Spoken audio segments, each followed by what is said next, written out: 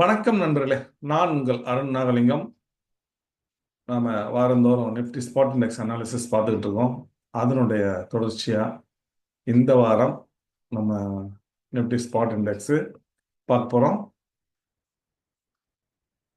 கடந்த வெள்ளிக்கிழமை 29/11 அன்னைக்கு நிஃப்டி 24,131.10 அந்த லெவல்ல முடிவடைஞ்சிருக்கு.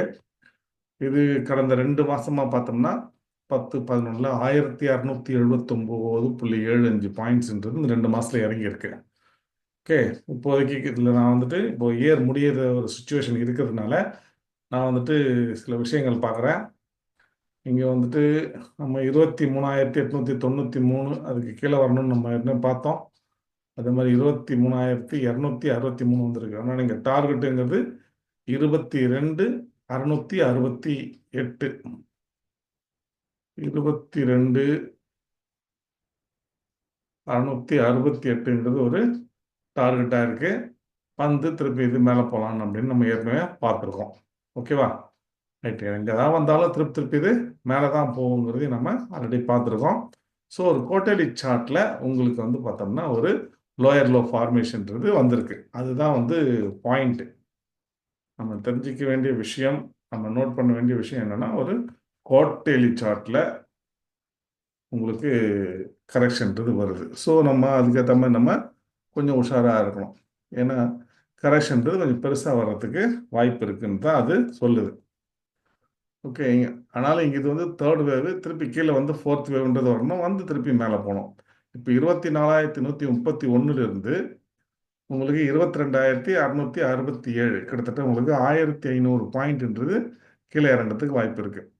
இப்போ இதுக்கு பார்த்தோம்னா ஜிடிபி டேட்டா பார்த்தோம்னா இப்போ இறங்குறதுக்கு ஃபேவராக, அதாவது நெகட்டிவ் வந்திருக்கிறதுனால ஒரு growth இல்லாமல் டிக்ளைன் ஆகிறதுனால, ஸோ இறங்கி வரக்கூடிய இந்த சார்ட்டுக்கு இந்த ஜிடிபி டேட்டாங்கிறது ஒரு இறக்கத்தை கொடுக்கும் மார்க்கெட்டில். ஸோ இப்போதைக்கு நம்ம கொஞ்சம் ஜாக்கிரதையாக இருக்கிறது நல்லது. மார்க்கெட்டில் ஏதாவது நம்ம வாங்கினோம்னா கொஞ்சம் ப்ராஃபிட் கிடைச்சிது அப்படின்னா விற்றுட்டு நம்ம அடுத்த ஒரு நல்ல ஒரு வாய்ப்புக்காக நம்ம காத்திருக்கிறது புத்திசாலித்தனம். அது மாதிரி புல் பேக் வந்ததுன்னா அந்த புல் பேக்கில் என்ன கிடைக்குதோ அதை நம்ம அக்செப்ட் பண்ணிக்கணும். புல் பேக் நம்ம எதிர்பார்க்குற அளவுக்கு போகாது இது மாதிரி மார்க்கெட்டில். ஸோ நம்ம அதுக்கேற்ற மாதிரி கொஞ்சம் ஜாக்கிரதையாகவும் இருக்கணும். ஓகே, இப்போ இந்த மாதத்தை பொறுத்தவரையில் பார்த்தோம்னா ஆல்மோஸ்ட் உங்களுக்கு டிசம்பர் மாதம் உங்களுக்கு ஸ்டார்ட் ஆகிடுச்சு. இப்போ நம்ம செப்டம்பர் 24,205.35 க்ளோஸ் ஆகிருக்கு. உங்களுக்கு நவம்பர் மாதம் 24,131.10. அப்போது lower high lower low lower க்ளோஸுங்கிற அந்த ஃபார்மேஷன்றது க்ளீனாக உங்களுக்கு வந்துக்கிட்டு இருக்கு. இப்போ மந்த்லியை பொறுத்தல லோயர் ஹை லோயர் லோ ஃபார்மேஷன்றது க்ளீனாக போயிட்டுருக்கு. இங்கே மந்த்லிலையும் டார்கெட் உங்களுக்கு அந்த 22,668 இருக்குது. மந்த்லியில் இருக்குது, குவார்ட்டர்லியில் இருக்குது. ஸோ இந்த 22,668 அப்படிங்கிறது ஒரு வேலிடு டார்கெட்டாக ஸ்டில் இன்னும் இருக்குது.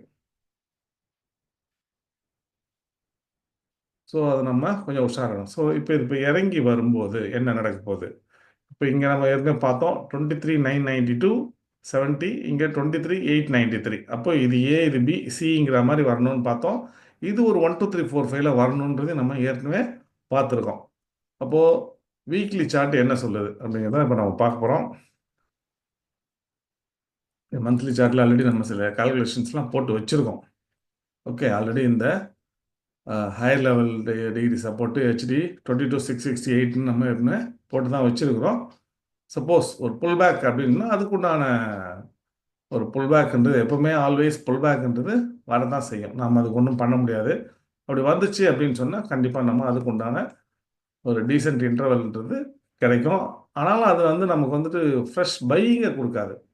எந்த ஸ்டாக் ஓவர் சோல்டு டெரிட்டரியில் இருக்கோ அதை நீங்கள் வாங்கலாம். வாங்கினீங்கன்னா சின்ன புல் பேக்ன்றது உங்களுக்கு கிடைக்கும். அவ்வளோதான். ஓகே, இதுதான் இப்போ நம்ம ஒரு டிக்ளைனிங் சேனல்ன்றது நம்ம எதிர்பார்க்குற ஒரு சேனல். இந்த சேனலில் ஃபுல்ஃபில் பண்ணும்போது அகைன் மார்க்கெட்டுங்கிறது திருப்பியும் ரிவர்ஸ் ஆகிறதுக்கு நிறைய வாய்ப்புகள் இருக்குது.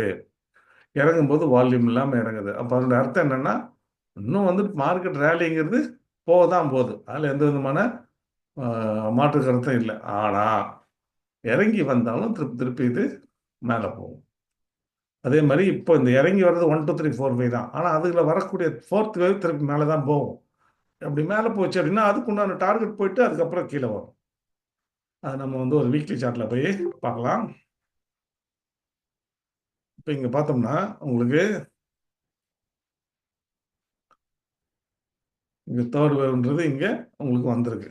ஓகே, இப்போ இந்த இடத்துல பார்த்தோம்னா நமக்கு நாம் எதிர்பார்த்த மாதிரி வந்துட்டு எதுவுமே வந்துட்டு இங்கே சரியாக நடக்கலை.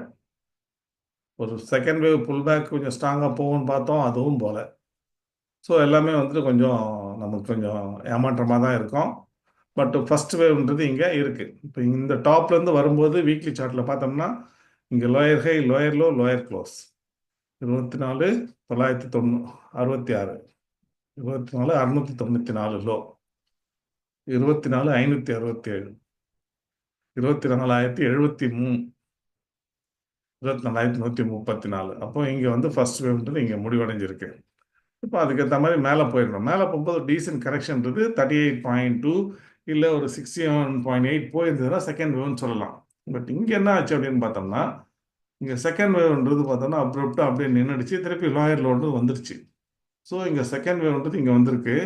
இப்போ இந்த செகண்ட் வேவ்னு வச்சுக்கிட்டோம் அப்படின்னு சொன்னால் இப்போ நமக்கு வந்து பார்த்தோம்னா இது ஏ, இது பி, சின்னு மேலே போகலாம். மேலே போய் அப்பவும் திருப்பி கீழே வரலாம். ஏன்னா செகண்ட் வேவ்ன்றது வந்து ஒரு சைட்வேஸில் ஒரு ட்ரையாங்கிளாகவோ இல்லை ஒரு எக்ஸ்பேண்டட் ஃப்ளாட்டாகவோ கூட வரலாம்.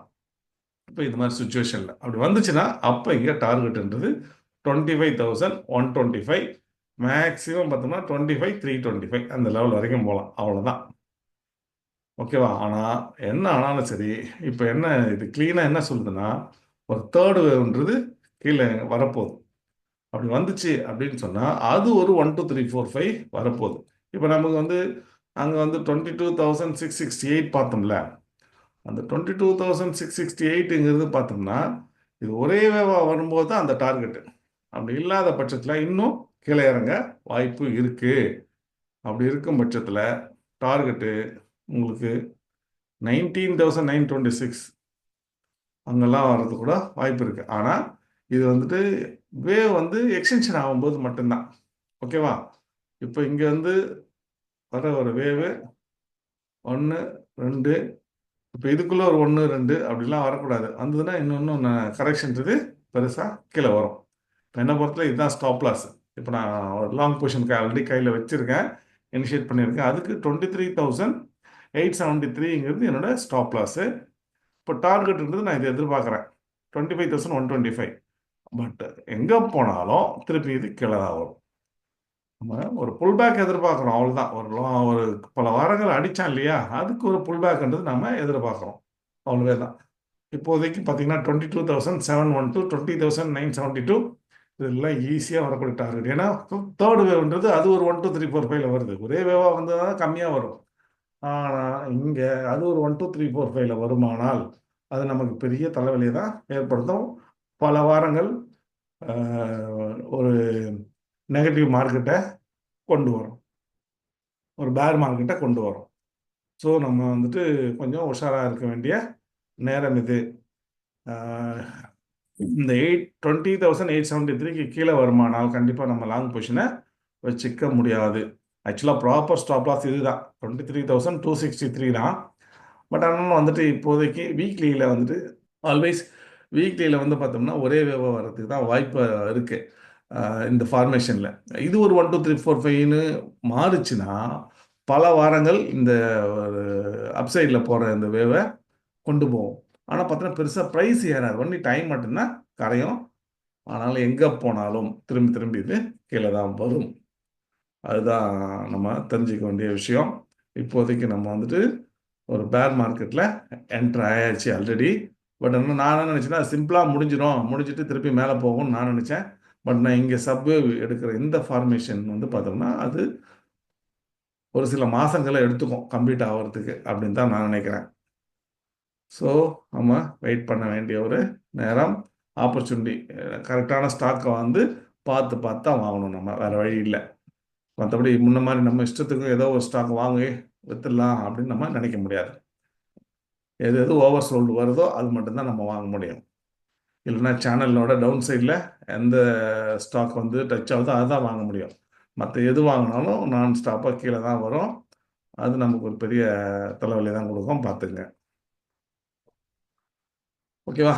இதுதான் வந்துட்டு வீக்லி சார்ட்டு. இப்போ இதில் என்னை பொறுத்தவரையில் வந்து பார்த்தீங்கன்னா மேலே போகுது இல்லையா, அது ஒரு 1 2 3 4 5ல போகணும் டெய்லியில். அது எப்படி போகுதுன்னு பார்ப்போம். ஓகே, இங்கே வந்து பார்த்தோம்னு சொன்னால் உங்களுக்கு வந்துட்டு ஒரு தேர்ட் வேவு முடிகிற மாதிரி இங்கே காமிக்குது. ஆல்ரெடி வந்துட்டு பார்த்தீங்கன்னா ஹையர் டிகிரியில் உங்களுக்கு இங்கே ஒரு ஃபர்ஸ்ட் வேவு, இங்கே ஒரு செகண்ட் வேவு. அந்த செகண்ட் வேவுக்கு அப்புறம் வரக்கூடிய தேர்ட் வேவ் தான் இவ்வளோ பெருசாக வந்துச்சு. பட் ஆனால் வந்து பார்த்தோம்னா முடியல அது. அது வந்துட்டு உங்களுக்கு 4வது வேவ்ன்றது மேலே வரணும், திருப்பி 5வது வேவ்ன்றது கீழே வரணும். ஓகேங்களா? ஆனால் இங்கே என்ன ஆச்சு அப்படின்னு பார்த்தோம்னா ஏபிசின்னு வந்துட்டு டப்பு டப்புன்னு முடிஞ்சிருச்சு. ஸோ அதனால் நான் என்ன நினச்சேன்னா இது ஒரு புல் பேக் மேலே போகிறதுக்கு நிறைய வாய்ப்பு இருக்குது அப்படின்னு தான் நான் நினச்சேன். அப்படி புல் பேக் வந்துச்சு அப்படின்னு சொன்னால் இதான் இப்போ ஏவாக இருக்கும், இதான் பியாக இருக்கும், சிங்கிறது திருப்பியும் மேலே போகும். அப்படி மேலே போகும்போது வந்து உங்களுக்கு இந்த 25,337 அது வரைக்கும் கூட மேலே போகிறதுக்கு நிறைய வாய்ப்பு இருக்குது. இப்போதைக்கு வந்து பார்த்தோம்னா டெய்லியில் வந்துட்டு இந்த பேட்டர்னில் இங்கே தான் ஸ்டாப் லாஸு இருக்குது, 23,873. ஸோ அது கட் பண்ணிச்சு அப்படின்னா நம்ம லாங் பொசிஷன் வச்சுக்கிட்டு பல முறை யோசிக்கணும். அந்தந்த பேட்டர்னுக்கு ஏற்ற மாதிரி அந்த லோவில் நம்ம ஸ்டாப் லாஸை போடணும் லாங் பொசிஷனுக்கு. மற்றபடி வந்து ஷார்ட் இனிஷியேட் ஆகிடுச்சா அப்படின்னா ஷார்ட் இனிஷியேட் ஆகலை. ஏன்னா உங்களுக்கு சேனலை பொறுத்தவரை அப்பர் சைடும் பிரேக் ஆகலை, டவுன் சைடும் பிரேக் ஆகலை. ஒன்ஸ் டவுன் சைடு பிரேக் ஆச்சுன்னா நீங்கள் ஷார்ட் போகலாம், அப்பர் சைடு பிரேக் ஆச்சுன்னா புதுசாக போகும்போது நீங்கள் லாங் போகலாம். பட் நம்ம ஆல்ரெடி லாங் எடுத்ததுனால நாம் இப்போ இந்த இடத்துல ஸ்டாப் லாஸ்ன்றது நம்ம வச்சுருக்கோம். ஓகேவா? ஸோ கொஞ்சம் கேர்ஃபுல்லாக இருக்க வேண்டிய ஒரு நேரம் லாங் பொசிஷனை பொறுத்தளவில்.